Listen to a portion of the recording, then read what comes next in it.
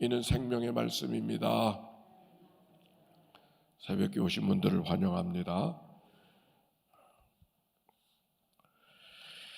오늘 창세기 47장의 말씀, 46장에서 야곱이 요셉을 만나는 장면이 우리가 감격스럽게 대하던 장면을 읽을 수가 있었습니다. 얼마나 큰 감격이었어요. 죽은 줄 알았던 요셉을 다시 만나게 되었으니, 그래서 이렇게 말하잖아요. 이젠 죽어도 여한이 없구나. 야곱 아버지가 아들 요셉을 만나고 난 다음에 했던 이야기가 그렇게 말합니다. 자, 이제 요셉이가 자기 형제들을 왕이었던 바로에게 소개하는 장면의 이야기로 오늘 성경이 시작을 합니다. 하는 일이 무언고? 바로가 물으니까 우린 대대로 목축을 하는 자입니다. 가나안 땅에 기근이 심해서 양떼를 먹일 수가 없어서 이곳에 거류하러 왔나이다. 머물 수 있도록 허락해 주소서. 여기 거류한다는 말은 여기 거주하게 하소서 이런 말이 아니라 잠시 머무르게 하소서. 잠시 동안만. 만약에 그들이 말이 잠시 거류가 아니고 여기 살러 왔습니다, 그렇게 말하면 개인이 온 것도 아니고 한 부족이 왔으니까 아마 경계하지 않았을까요? 그런데 왕을 편안하게 해주려고 거류하러 잠시 머무르려고 왔습니다. 어쩔 수 없어서 왔습니다. 사실 이렇게 말하는 것은 요셉이가 그 46장 마지막에 보면 왕이 묻거든 그렇게 대답하라고 가르쳐 주는 거예요. 목자라고 이야기하고, 그래서 이마저마해서 이곳에 왔다고 이야기하라고 요셉이 코치해 준 대로 바로의 형제들이 말하고 있는 것이죠. 그래서 바로가 말합니다. 그들을 좋은 땅에 거하게 하고 혹시 그들 가운데 더 능력 있는 자가 있으면 내 치는 짐승들까지 동물들까지 그들에게 맡겨서 일을 하도록 하라고 아주 할 수 있는 직장까지 알선을 해주는 그런 분위기가 오늘 성경의 말씀입니다. 그래서 그들에게 주어진 땅이 라암셋이라고 하는 땅이라고 성경이 말하고 있죠. 라암세스, 바로 황제의 이름이 라암세스이거든요. 이 당시 여기에는 궁이 없었지만 훗날 그 고센 땅의 다른 이름이 라암세스인데 바로 그 땅에 바로의 궁전이 들어섰던 것을 우리가 역사를 통해서 알게 되는 것이죠.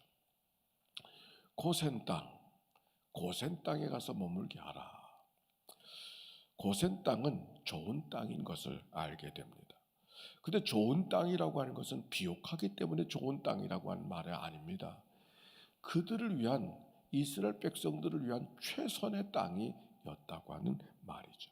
만약 바로가 그들에게 고센 땅이 아니라 바로가 살던, 아니 요셉이 살고 있었던 바로의 궁 안에 그 언저리에 살게 되었다면 이스라엘 백성들이 남아났을까? 이스라엘 백성들이 거기서 남아났을까? 왕권이 바뀔 때마다 그 이스라엘 부족은 아마 공격을 받든지 위협을 받든지 제명에 살지 못했을지 모릅니다. 뿐만 아니라 도시 문화에 젖어서, 애굽 문화에 젖어서 애굽 백성들이 섬기고 애굽 왕이 섬기는 그 여호와 하나님이 아니라 다른 하나님을 섬기게 되지 않았을까요?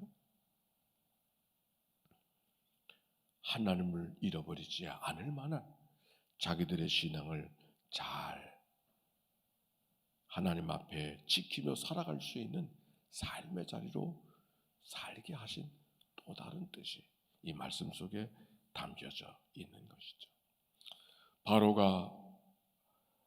요셉이 바로에게 아버지를 소개합니다. 그래서 야곱이가 바로에 가서 바로를 축복하는 이야기가 성경 속에 기록이 되어져 있어요. 8절 말씀인가요? 한번 읽어보십시다. 바로가 야곱에게 묻되 네 나이가 얼마냐? 그 전에 7절 말씀 시작. 요셉이 자기 아버지 야곱을 인도하여 바로 앞에 서게 하니 야곱이 바로에게 축복하며, 요셉의 형제들이 요셉을 만났을 때 엎드려 그를 만났다고 했어요. 근데 오늘 성경에 보니까 야곱이가 바로 앞에 설 때는 엎드려 만나는 장면이 아니죠. 어쩌면 이것도 요셉이가 아버지에게 코치했을지 모릅니다. 아마 틀림없이 코치했겠죠. 바로를 만날 때 당당하게 만나십시오. 당신은 내 아버지입니다. 당당하게 만나십시오. 이 역사를 볼 때 조금 다른 의미가, 분명히 다른, 요셉의 형제들이 요셉 앞에 와서 총리 대신을 만났을 때 엎드려 절했다고 했는데, 오늘 성경의 말씀은 엎드려 절했다는 말씀은 생략이 된 듯 그런 분위기가 아니고 오히려 바로 앞에 당당히 만나서 바로를 축복했던 이야기. 이 말씀은 우리에게 무엇을 말씀하고 계시는가? 하나님을 섬기는 백성으로 당당한 야곱의 모습을 보게 되는 거죠. 그러나 그 다음 이야기, 그래서 바로가 말합니다. 당신의 나이가 얼마입니까? 내 나이가 얼마냐? 이렇게 물었어요. 그랬더니 9절 말씀, 야곱이 대답합니다. 시작. 야곱이 바로에게 아뢰되 내 나그네 길의 세월이 130년이니이다. 내 나이가 얼마 못되니 우리 조상의 나그네 길에 연조를 미치지 못하나 험악한 세월을 보내었나이다 하고, 이 말씀 속에 내가 누구인가라고 하는 사실은 당당하지만 말과 표현은 아주 겸손한 모습이죠. 당당한 것과 겸손한 것이 함께 갈 수 있다고 하는 이야기죠. 당당하면 교만해지는 것이 아니라 당당하면서도 겸손할 수 있는, 그 말이 중요한 것 같아요. 그래서 이렇게 말합니다. 내가 나그네 인생입니다. 고백하면서 별 볼 일 없는 인생이다. 험악한 세월을 살았습니다. 나는 신경 쓰지 않아도 되는 사람입니다. 험악한 세월을 살았다는 말이 탄식하면서 비탄하는 그런 표현의 말이 아니라, 내가 치열한 삶을 살았지만 그러나 나의 꿈은 이 세상이 아닙니다. 어쩔 수 없이 나그네 인생을 살았다, 그런 말이 아니라 나의 꿈은 이 세상이 아닙니다. 내 꿈은 하늘에 있는 사람입니다. 꿈이 하늘에 있는 삶이기 때문에 오히려 당당할 수 있는 것이죠. 나그네라고 하는 자기 정체성, 고백을 갖지 못했다면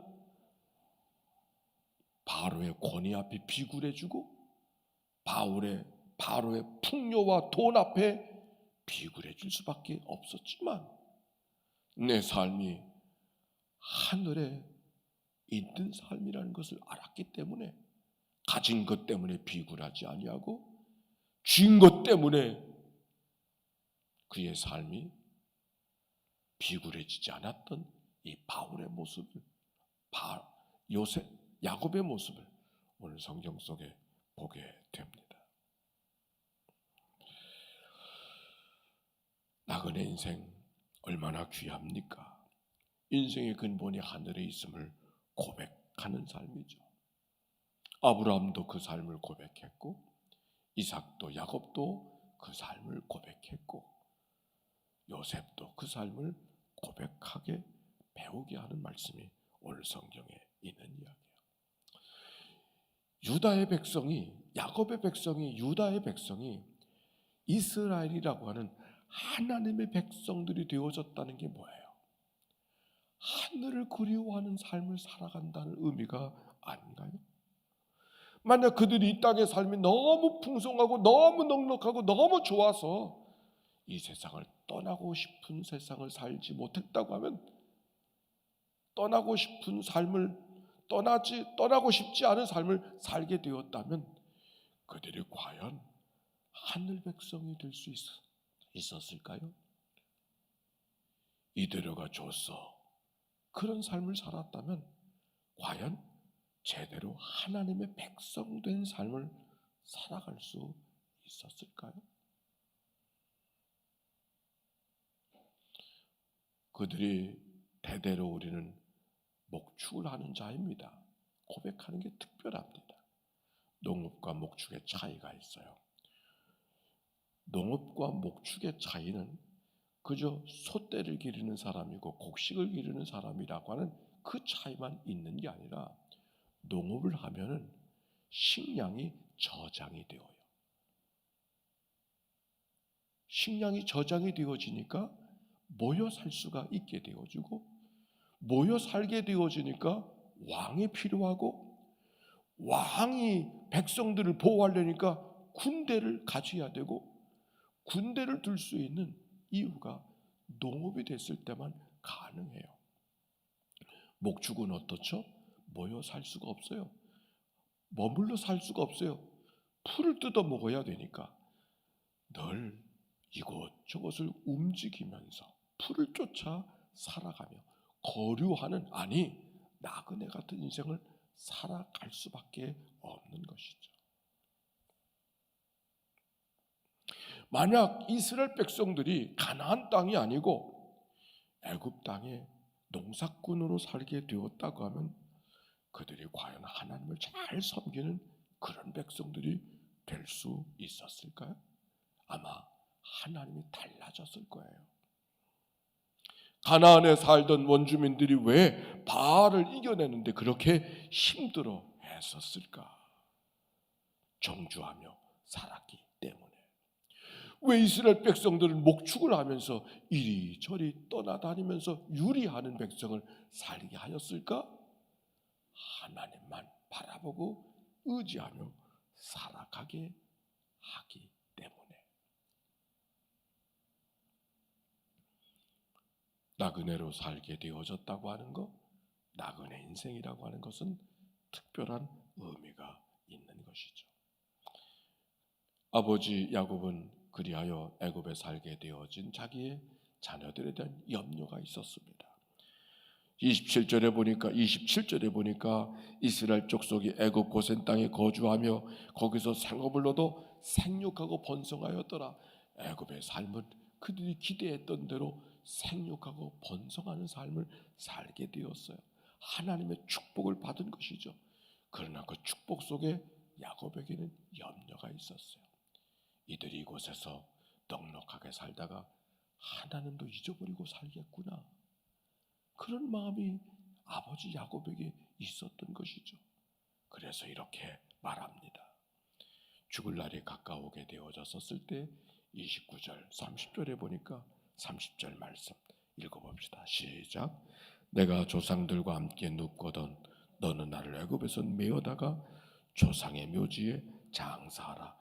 요셉이 이르되 내가 아버지의 말씀대로 행하리이다.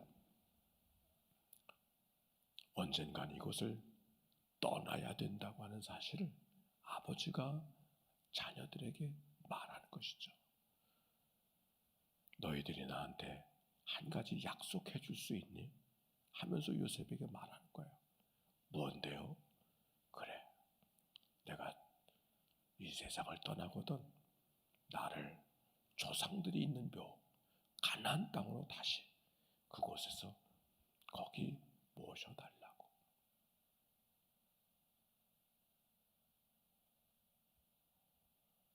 다른 말로 그들로 하여금 여전히 나그네 인생을 살아가라고 하는 그런 말씀이죠. 하늘의 소망을 둔 사람으로 살아가라고 하는 그런 말씀인 것이죠. 오늘 성경 잠언서 30장 7절 이하 이런 말씀이 있어서 읽고 묵상하겠습니다. 내가 두 가지를 주께 구하오니 내가 죽기 전에 내게 거절하지 마옵소서. 헛된 말과 거짓말을 내게서 멀리 하옵시며 나를 가난하게도 마옵시고 부하게도 마옵시고 오직 필요한 양식으로 나를 먹이시옵소서. 혹 배불러 하나님을 모른다 여호와가 누구냐 할까 하오며 혹 너무 가난해서 도둑질해서 하나님의 이름을 욕되게 할까 두려워하나이다. 잠언서 30장 7절부터 9절의 말씀입니다.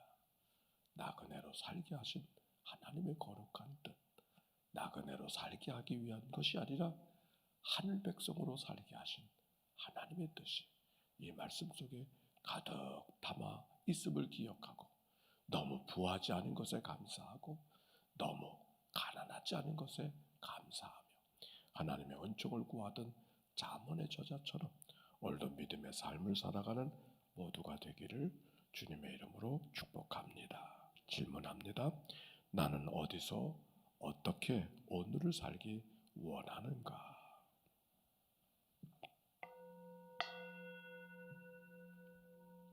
하나님, 새날이 밝았습니다.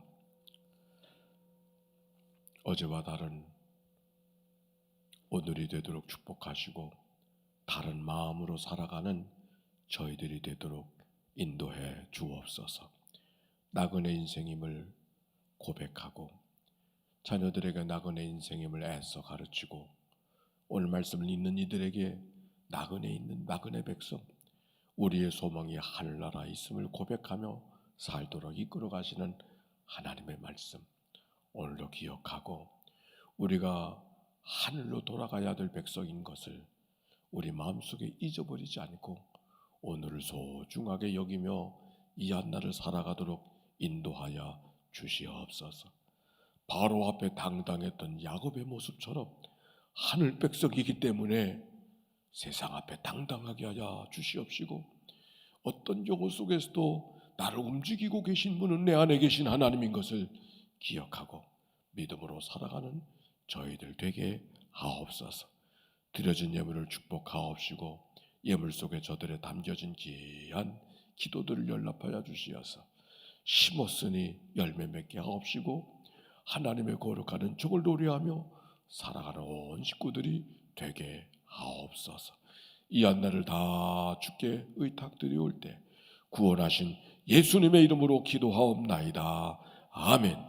이제는 성부, 성자, 성령 삼일체 하나님의 크신 은혜와 사랑과 역사가 이제와 같이 영원히 함께해 주시기를 축원하옵나이다. 아멘.